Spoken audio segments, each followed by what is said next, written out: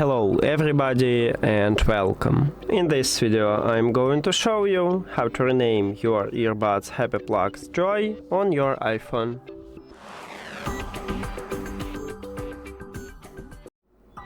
You have to start by open Settings and then go to the Bluetooth. At the device list, click the information icon near to your earbuds. And right here at the first line we have a name, so you need to click at this line. And right here write the best one for you. You can also remove some text, but I want to only add this one. The most important is to click Done to save this new name. Done located at the right bottom, but if you have iOS 26 you will have check mark button, not Done. So click at this button.